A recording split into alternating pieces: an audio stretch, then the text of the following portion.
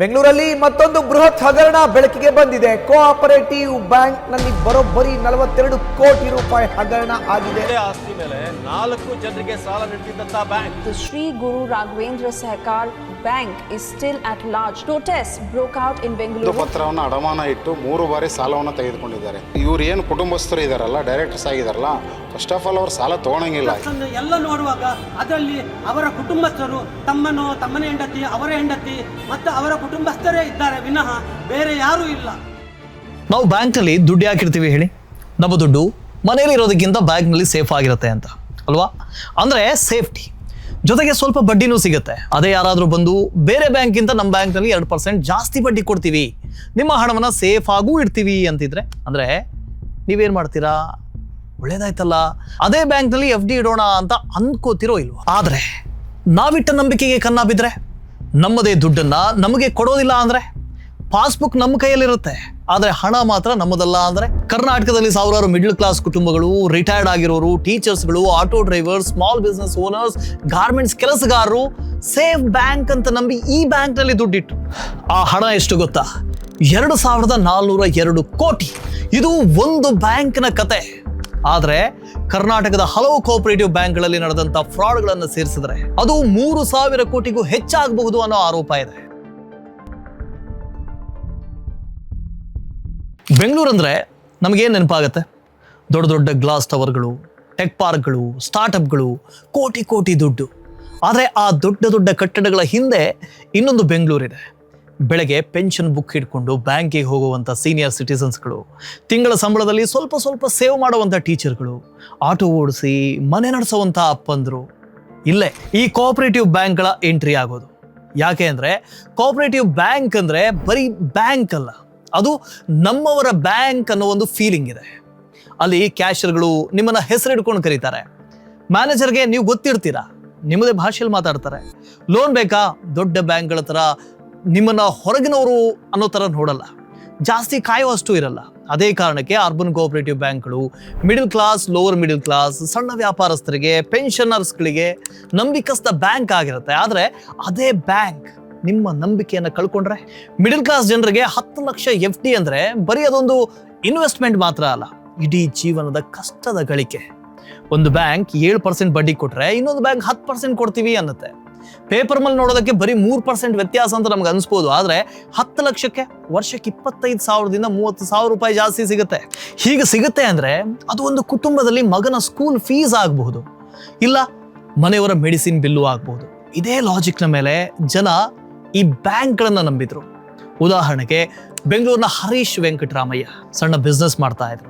ಊರಲ್ಲಿದ್ದಂಥ ಆಸ್ತಿಯನ್ನು ಮಾರಿ ಬಂದ 80 ಲಕ್ಷ ಹಣವನ್ನು ಎಲ್ಲಿಡ್ಲಿ ಅಂತ ಯೋಚಿಸ್ತಾ ಇದ್ದಾಗ ಯಾರೋ ಹೇಳಿದ್ರು, ಬಸವನಗುಡಿಯ ಶ್ರೀ ಗುರು ರಾಘವೇಂದ್ರ ಕೋಆಪರೇಟಿವ್ ಬ್ಯಾಂಕ್ನಲ್ಲಿಡಿ, ಬೇರೆ ಬ್ಯಾಂಕ್ಗಳಿಗಿಂತ ಜಾಸ್ತಿ ಬಡ್ಡಿ ಸಿಗುತ್ತೆ ಅಲ್ಲಿ ಅಂತ. ಹಾಗೆ ಪ್ರಮೋದ್ ಸುಬ್ರಹ್ಮಣ್ಯ ಅನ್ನೋರು ಕೂಡ ಬಸವನಗುಡಿಯವರೇ. ಎಜುಕೇಷನ್ ಡಿಪಾರ್ಟ್ಮೆಂಟ್ನಲ್ಲಿ 30 ವರ್ಷ ಗುಮಾಸ್ತರಾಗಿ ಕೆಲಸ ಮಾಡಿ ರಿಟೈರ್ಡ್ ಆದಾಗ ಸಿಕ್ಕ ಇಡೀ ಗ್ರ್ಯಾಚ್ಯುಟಿ ದುಡ್ಡನ್ನು ಇಲ್ಲೇ ಇಟ್ಟಿದ್ರು. ಇವ್ರ ಥರನೇ ಸುಮಾರು 40,000 ಜನ ಈ ಬ್ಯಾಂಕ್ನಲ್ಲಿ ಅಕೌಂಟ್ ಓಪನ್ ಮಾಡಿ ದುಡ್ಡನ್ನೆಲ್ಲ ಇಟ್ಟಿದ್ರು. ಎಲ್ಲ ಚೆನ್ನಾಗೇ ನಡೀತಾ ಇತ್ತು. ಈ ಹಗರಣಗಳ ಪೈಕಿ ಮೊದಲನೇದು ಮತ್ತು ಅತಿ ದೊಡ್ಡ ಹಗರಣ ಅಂದರೆ ಶ್ರೀ ಗುರು ರಾಘವೇಂದ್ರ ಸಹಕಾರ ಬ್ಯಾಂಕ್, ಬಸವನಗುಡಿ. ಮಾರ್ಕೆಟ್ ರೇಟ್ಗಿಂತ 2% ಜಾಸ್ತಿ ಬಡ್ಡಿ ಕೊಡ್ತಾ ಇದ್ದ ಈ ಬ್ಯಾಂಕ್ಗೆ ಸತತವಾಗಿ 11 ವರ್ಷ ಬೆಸ್ಟ್ ಬ್ಯಾಂಕ್ ಅವಾರ್ಡ್ ಕೂಡ ಬಂದಿತ್ತು. ಇದನ್ನೇ ನಂಬಿ 40,000 ಠೇವಣಿದಾರರು ಇಟ್ಟಿದ್ದು ಬರೋಬ್ಬರಿ 2402 ಕೋಟಿ.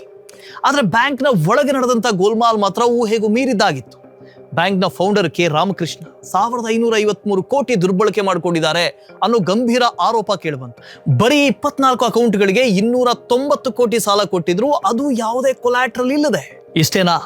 ಇದರ ಸಿಸ್ಟರ್ ಕನ್ಸರ್ನ್ ಆದಂಥ ಶ್ರೀ ಗುರು ಸೌಹಾರ್ದ ಕ್ರೆಡಿಟ್ ಸೊಸೈಟಿಯಲ್ಲೂ ಕೂಡ 284 ಕೋಟಿ ಲೂಟಿ ಆಗಿತ್ತು. ಅಲ್ಲಿ ಯಾವ KYCನೂ ಇಲ್ಲದೆ ಒಂದೇ ದಿನ 90 ನಕಲಿ ಅಕೌಂಟ್ಗಳಿಗೆ 60 ಕೋಟಿ ರಿಲೀಸ್ ಮಾಡಿದರು.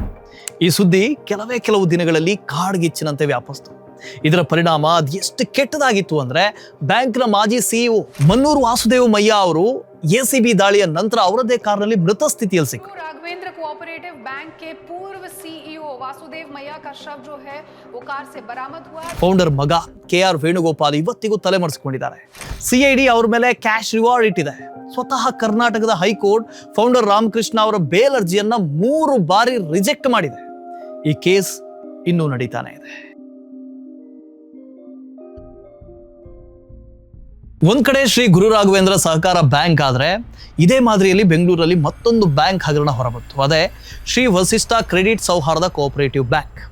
ಇಲ್ಲೂ ಹೆಚ್ಚಿನ ಬಡ್ಡಿ ಕೊಡ್ತೀವಿ ಅಂತ ಹೇಳಿ ನಕಲಿ ಡಾಕ್ಯುಮೆಂಟ್ಗಳ ಮೂಲಕ 282 ಕೋಟಿ ವಂಚನೆ ಮಾಡಲಾಯಿತು. ಈ ವಂಚನೆ ಪರಿಣಾಮ ಹೇಗಿತ್ತು ಅಂದ್ರೆ ಕಾರ್ಪೊರೇಷನ್ ಮಿನಿಸ್ಟರ್ ಅಸೆಂಬ್ಲಿಯಲ್ಲೇ ಈ ಹಗರಣದ ಬಗ್ಗೆ ಒಪ್ಕೊಂಡು ಮುಂದೆ ತನಿಖೆಯನ್ನ ಸಿಬಿಐಗೂ ಒಪ್ಪಿಸಿದ್ರು. ಇದು ಕೇವಲ ಬೆಂಗಳೂರಿಗೆ ಮಾತ್ರ ಸೀಮಿತವಾಗಿದ್ದಲ್ಲ, ಗ್ರಾಮೀಣ ಮತ್ತು ಇತರೆ ಜಿಲ್ಲೆಗಳಿಗೂ ಹಗರಣಗಳ ವಿಷ ಹರಡ್ಕೊಳ್ತು. ಶಿವಮೊಗ್ಗ ಜಿಲ್ಲಾ ಕೇಂದ್ರ ಸಹಕಾರಿ ಬ್ಯಾಂಕ್ SDCC ಈ ಬ್ಯಾಂಕ್ನಲ್ಲಿ ನಡೆದಿದ್ದು 68 ಕೋಟಿಯ ಚಿನ್ನದ ಲೋನ್ ಹಗರಣ. 486 ಜನರಿಗೆ ನಕಲಿ ಚಿನ್ನದ ಮೇಲೆ ಲೋನ್ ಕೊಟ್ಟರು. 183 ಜನರಿಗೆ ಲಾಕರ್ನಲ್ಲಿ ಚಿನ್ನವೇ ಇಡದೆ ಕೋಟಿ ಸಾಲ ಹಂಚಿದ್ರು. ನಿಯಮದ ಪ್ರಕಾರ ಚಿನ್ನದ ಮೇಲೆ 75% ಮಾತ್ರ ಲೋನ್ ಕೊಡಬೇಕು, ಆದರೆ ಅದನ್ನು ಮೀರಿ ಸಾಲ ಕೊಟ್ಟು ಲೂಟಿ ಮಾಡಿದ್ರು. ಇತ್ತು ವಿಜಯನಗರದ ಡೆಕ್ಕನ್ ಅರ್ಬನ್ ಕೋಆಪರೇಟಿವ್ ಬ್ಯಾಂಕ್ನಲ್ಲೂ ಕೂಡ ಲಿಕ್ವಿಡಿಟಿ ಸಂಪೂರ್ಣ ಖಾಲಿಯಾಗಿ ಮುಳುಗು ಹೋಗಿತ್ತು. ಕೊನೆಗೆ RBI ಇದರ ಲೈಸೆನ್ಸ್ ಅನ್ನೇ ರದ್ದು ಮಾಡಬೇಕಾಗಿ ಬಂತು. ಇನ್ನು ಇತ್ತೀಚೆಗೆ ಅಂದ್ರೆ 2025ರಲ್ಲಿ ನಮ್ಮ ಬೆಂಗಳೂರಿನಲ್ಲೇ ಮತ್ತೆ ಮಹಾ ವಂಚನೆ ನಡೀತು. ಬೆಂಗಳೂರಿನ 3 ಬ್ಯಾಂಕ್ಗಳು ಸುಶ್ರುತಿ, ಶ್ರುತಿ ಮತ್ತು ಶ್ರೀ ಲಕ್ಷ್ಮೀ ಸೌಹಾರ್ದ ಬ್ಯಾಂಕ್. ಈ 3 ಬ್ಯಾಂಕ್ಗಳಿಗೂ ಪ್ರಮೋಟರ್ ಒಬ್ಬನೇ. ಆತನ ಹೆಸರು N ಶ್ರೀನಿವಾಸ ಮೂರ್ತಿ. ಈತ ತನ್ನದೇ ಹೆಂಡತಿ ಮಕ್ಕಳನ್ನ ಡೈರೆಕ್ಟರ್ ಮಾಡಿಕೊಂಡು 15,000ಕ್ಕೂ ಹೆಚ್ಚು ಠೇವಣಿದಾರರಿಂದ 100 ಕೋಟಿಗೂ ಹೆಚ್ಚು ಲೂಟಿ ಮಾಡ್ದ. ಜನ FD ಇಂಟ್ರೆಸ್ಟ್ ಕೇಳೋದಕ್ಕೆ ಹೋದ್ರೆ ಸರ್ವರ್ ಪ್ರಾಬ್ಲಮ್ಮು ಅಂತ ನೆಪ ಹೇಳ್ತಾ ಇದ್ದ. ಜುಲೈ 2025ರಲ್ಲಿ ED ಅಧಿಕಾರಿಗಳು 15ಕ್ಕೂ ಹೆಚ್ಚು ಕಡೆ ರೈಡ್ ನಡೆಸಿದಾಗ ಗೊತ್ತಾಗಿದ್ದು ಏನು ಅಂದ್ರೆ, ಜನ ಇಟ್ಟ ದುಡ್ಡನ್ನೆಲ್ಲ ತಮ್ಮ ಆಪ್ತರಿಗೆ ಸೆಕ್ಯೂರಿಟಿನೇ ಇಲ್ಲದೆ ಲೋನ್ ಕೊಟ್ಟು ಆಮೇಲೆ ನಕಲಿ GPA ಮಾಡಿಕೊಂಡು ತಮ್ಮ ಹೆಸರಿನಲ್ಲಿ ಬೆಲೆ ಬಾಳುವಂತ ರಿಯಲ್ ಎಸ್ಟೇಟ್ ಪ್ರಾಪರ್ಟಿಗಳನ್ನ ಖರೀದಿ ಮಾಡಿ ಮನಿ ಲಾಂಡ್ರಿಂಗ್ ಮಾಡಿದ್ದ. ED ಇದರಿಂದ 20ಕ್ಕೂ ಹೆಚ್ಚು ಹೈ ವ್ಯಾಲ್ಯೂ ಆಸ್ತಿಗಳನ್ನ ಪತ್ತೆ ಹಚ್ಚಿಕೊಳ್ತು.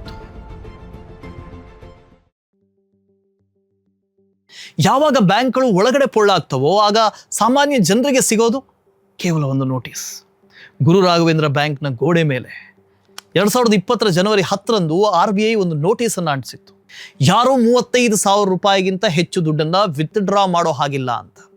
ನಿಮ್ಮ ಅಕೌಂಟ್ನಲ್ಲಿ 20 ಲಕ್ಷ ಇರಲಿ, 50 ಲಕ್ಷನೇ ಇರಲಿ, ಕೈಗೆ ಸಿಗೋದು ಬರೀ 35,000 ಮಾತ್ರ. ಇನ್ನು ವಿಜಯಪುರದ ಡೆಕ್ಕನ್ ಬ್ಯಾಂಕ್ನಲ್ಲೂ ಕೂಡ ಫೆಬ್ರವರಿ 2021ರಲ್ಲಿ ಬರೀ 1,000 ರೂಪಾಯಿ ವಿಡ್ರಾವಲ್ ಲಿಮಿಟ್ ಅನ್ನ ಇಟ್ಟರು. ಯೋಚನೆ ಮಾಡಿ, 1,000ದಲ್ಲಿ 2 ದಿನದ ದಿನಸಿ ಸಾಮಾನು ಕೂಡ ಬರಲ್ಲ. ಆ ಬಡ ಪೆನ್ಷನರ್ಸ್, ಮಿಡಿಲ್ ಕ್ಲಾಸ್ನ ಪಾಪ ಜನ ನನ್ನ ಮಗಳ ಮದುವೆ ಗತಿ ಏನು, ನನ್ನ ಹೆಂಡತಿ ಆಪರೇಷನ್ಗೆ ದುಡ್ಡೆಲ್ಲಿಂದ ತರಲಿ ಅನ್ನೋ ಆಕ್ರಂದನಗಳು ರಸ್ತೆ ಉದ್ದಕ್ಕೂ ಕೇಳಿಸಿದ್ವು. ಪ್ರತಿಯೊಂದು ಈ ಕೋಟಿ ವಂಚನೆಯ ಹಿಂದೆಯೂ ಕೂಡ ಒಂದೊಂದು ಕಣ್ಣೀರಿನ ಕಥೆ ಇರುತ್ತೆ. ಒಬ್ಬ ರಿಟೈರ್ಡ್ ಎಂಪ್ಲಾಯಿಗೆ ಅದೊಂದು ಗ್ರ್ಯಾಚ್ಯುಟಿ, ಒಬ್ಬ ವಿಧವೆಗೆ ಗಂಡನ ಇನ್ಶೂರೆನ್ಸ್ ದುಡ್ಡು, ಒಬ್ಬ ತಂದೆಗೆ ಮಗಳ ಮದುವೆ ಫಂಡ್.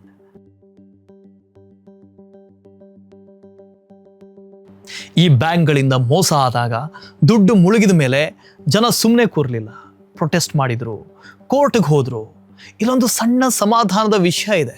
ನಮ್ಮ ದೇಶದಲ್ಲಿ DICGC ನಿಯಮದ ಪ್ರಕಾರ ಬ್ಯಾಂಕ್ಗಳು ಮುಳುಗು ಹೋದ್ರೆ ಪ್ರತಿಯೊಬ್ಬ ಡೆಪಾಸಿಟರ್ಗೂ ಗರಿಷ್ಠ 5 ಲಕ್ಷದವರೆಗೆ ಇನ್ಶೂರೆನ್ಸ್ ಹಣ ಸಿಗುತ್ತೆ. ಉದಾಹರಣೆಗೆ ಗುರು ರಾಘವೇಂದ್ರ ಕೇಸ್ನಲ್ಲಿ 714 ಕೋಟಿ ಪೇಔಟ್ ಆಗಿ 78% ಸಣ್ಣ ಠೇವಣಿದಾರರಿಗೆ ಸ್ವಲ್ಪ ರಿಲೀಫ್ ಸಿಕ್ತು.